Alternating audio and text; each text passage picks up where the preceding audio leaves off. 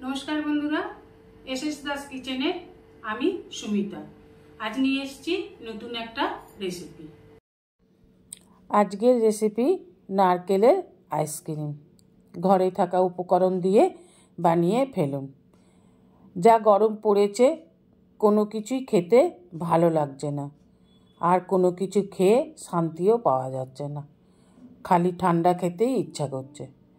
ताई बानिए फेललाम घरे थाका उपकरण दिए नारकेलेर आइसक्रीम। এইভাবে नारकेलेर आइसक्रीम बानिए आपनाराও খেতে পারেন ঘরে থাকা উপকরণ দিয়ে। ওভেনে কড়া বসিয়ে দিয়ে দিলাম 1 প্যাকেট দুধ। 1 প্যাকেট দুধ মানে এখানে নিলাম আমি 500 গ্রাম দুধ। দুধটাকে খুব ভালোভাবে ফুটিয়ে নেব। এবার একটা পাত্র নিয়ে নেব বড় চামচের 1 চামচ কাস্টার্ড পাউডার আর নিয়ে নেব 10 টাকা দামের একটা গুঁড়ো দুধের প্যাকেটের দুধটা দিয়ে দিলাম। আর নিয়ে নেব একটু লিকুইড দুধ দিয়ে কাস্টার্ড পাউডার আর গুঁড়ো দুধটাকে খুব ভালোভাবে গুলে নেব যাতে একটুও ডালা না থাকে। এখানে আমি কাস্টার্ড পাউডার নিয়েছি, আপনারা ইচ্ছা করলে কর্নফ্লাওয়ার নিতে পারেন, আবার কোনো কিছুই না দিলেও চলবে। আর দিয়ে দিলাম চিনি। এখানে আমি ছোটো বাটিটার হাফ বাটি চিনি নিয়েছি, আপনারা ইচ্ছা করলে আর একটু বেশিও নিতে পারেন। এবার এই দুধটা যে ফুটছিল দুধটা ঘন হয়ে আসার পর এখানে দিয়ে দিলাম হলুদ বাটির 1 বাটি নারকেল কুড়ো আর দিয়ে দেব মিশ্রণটাকে, যেটা কাস্টার্ড পাউডার চিনি লিকুইড দুধ আর গুঁড়ো দুধ দিয়ে বানিয়েছিলাম সেই মিশ্রণটা এখানে দিয়ে দিলাম। এবার দিয়ে নেড়ে নেড়ে ঘন করে নেব। এইভাবে সমানেই নাড়তে হবে যাতে ডালা না হয়ে যায়। মিশ্রণটা দিয়ে ঠিক মতো না নাড়লে নিচে বসে যাবে বা ডালাও হয়ে যাবে, এই জন্য সমানেই নেড়ে যেতে হবে, এইভাবে নেড়ে যেতে হবে। এবার ঘন হয়ে এসেছে, প্যাচুলার গায়ে লেগে যাচ্ছে, তার মানে মিশ্রণটা হয়ে এসেছে। আর একটু নেড়ে এবার মিশ্রণটাকে নামিয়ে নেব। মিশ্রণটা নামিয়ে নিয়ে একটু ঠান্ডা করে নিতে হবে। এবার আইসক্রিমের মল্টের মধ্যে দিয়ে দেব অল্প অল্প নারকেল কুড়ো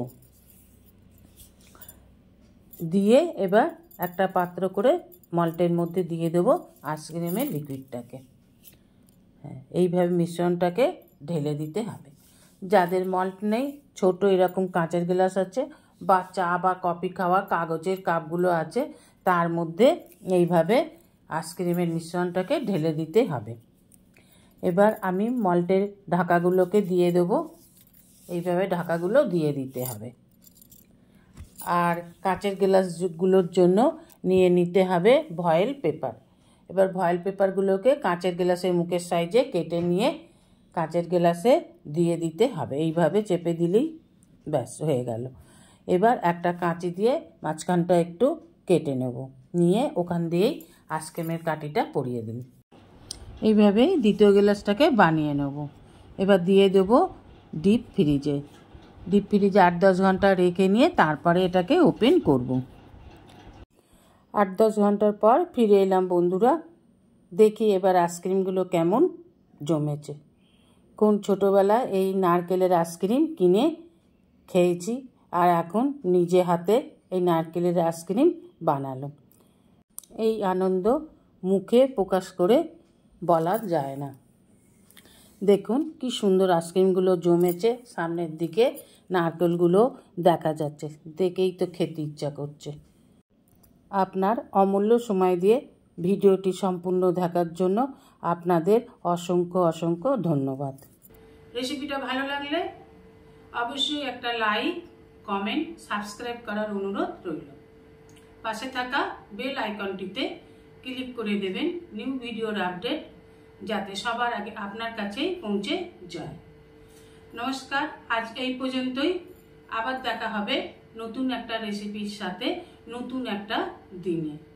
ভালো থাকবেন, সুস্থ থাকবেন, সঙ্গে থাকবেন। নমস্কার।